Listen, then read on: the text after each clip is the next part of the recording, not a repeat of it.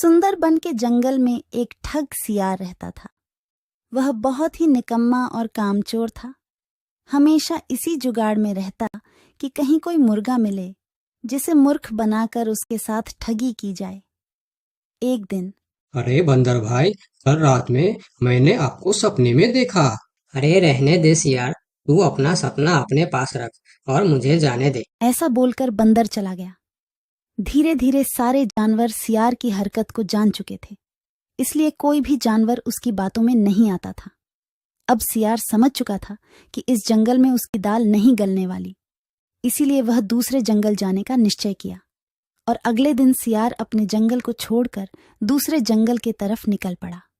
दूसरी जंगल में पहुंचते ही दिन भर जंगल का जायजा लिया और शाम होते ही एक गधे को देख उसके पास गया और रुककर बोला, गधे भाई, मैं इस जंगल में नया आया हूँ और शाम भी ढल चुकी है।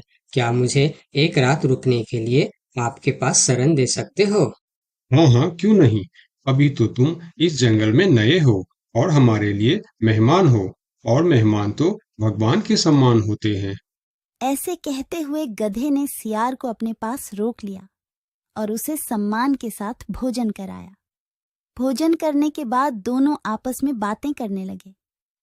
सियार ने गधे से बोला, अरे गधा भाई, इस जंगल में पीपल के पेड़ के पास एक तालाब है, जानते हो उसके बारे में?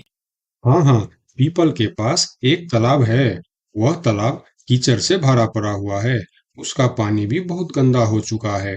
यहाँ का कोई भी जानवर उसका पानी नहीं पीता है। सियार ने अपनी आवाज को धीमा करते हुए बोला, क्या तुम जानते हो, वह सोने चांदी का तालाब है। उसके अंदर ढेर सारा सोना और चांदी छुपा है और उस तालाब का मालिक मैं ही हूँ।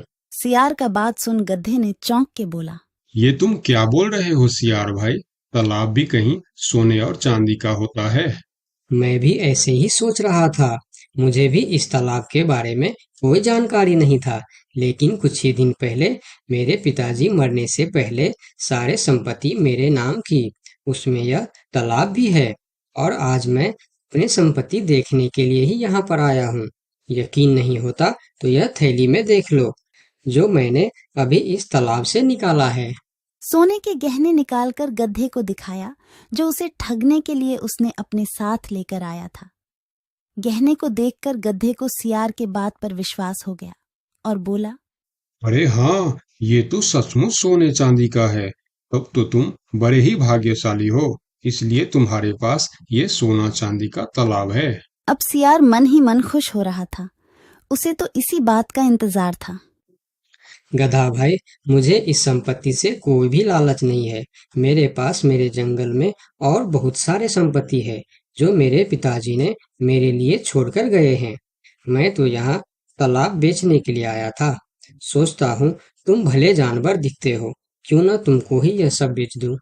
मुझे, यानी यह सोने का तालाब मेरा हो जाएगा और मैं इस तालाब का मालिक बन जाऊंगा। बेचारा भोला भाला गदहा सियार की चिकनी चुपड़ी बातों में बहुत आसानी से आ गया और गधा सियार से सोने का तालाब खरीदने को तैयार हो गया। दोनों के बीच 4 सिक्कों का सौदा तय हुआ। ठीक है सियार भाई, मैं अभी जाकर हिरन के पास से 4 सिक्का लेकर आता हूँ।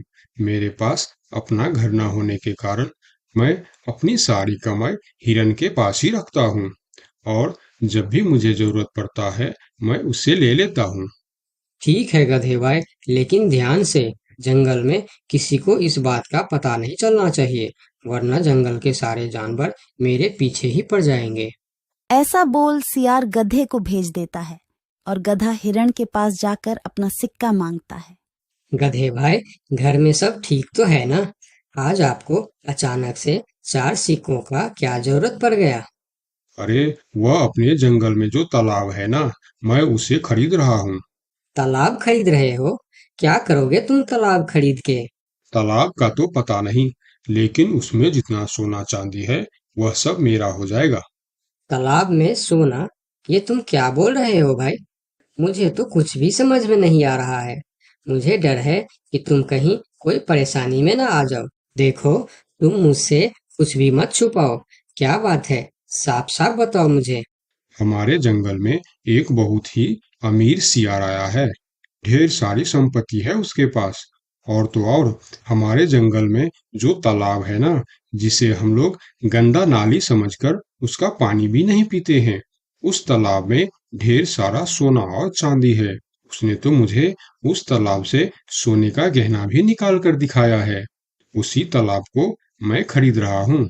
हम दोनों के बीच 4 सिक्कों का सौदा हुआ है। मुझे तो वह सियार मूर्ख ही मालूम पड़ता है, जो इतने सस्ते में सोने का तालाब बेच रहा है। मूर्ख वो नहीं, मूर्ख तुम हो। भला तालाब भी कोई सोने चांदी का होता है? अरे गधा भाई, तालाब से पानी निकलता है, सोना नहीं। मैं भी ऐसे ही सोच रहा था, परंतु उसने मुझे सोने निकाल कर भी दिखाया।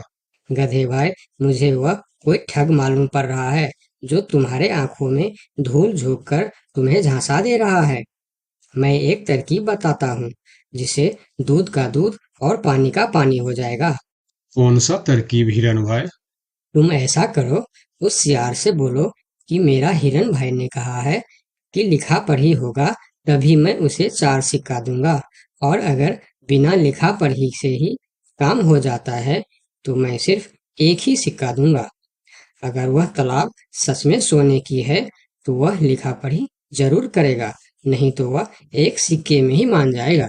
हिरण की बात सुनकर गधा हाँ में सिर हिलाया और सिक्का लेकर सियार के पास पहुंचता। सियार भी गधे के आने के इंतजार में उतावला हो रहा था।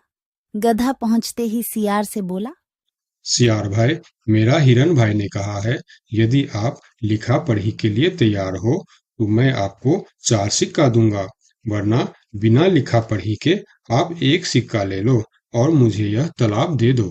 सियार ठग किसी तरह से जल्दी करके सिक्का लेकर वहां से जाना चाहता था। वह बोला, अरे गधे भाई, तुम बड़े अच्छे और भले मालूम पड़ रहे हो, तुमसे क्या लिखा पढ़ी कराना। चलो, तुम एक ही सिक्का दे दो। अब गधे को समझने को कुछ बचा ही नहीं था। गधे को समझ में आ गया कि सियार उसको ठगना चाहता है। ठीक है सियार भाई, कोई भी शुभ कार्य करने से पहले मुंह मीठा करना जरूरी होता है। मैं अभी लड्डू लेकर आता हूँ, आप यहीं रुको।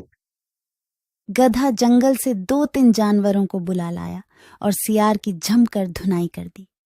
किसी तरह सियार वहां से जान बचाकर भाग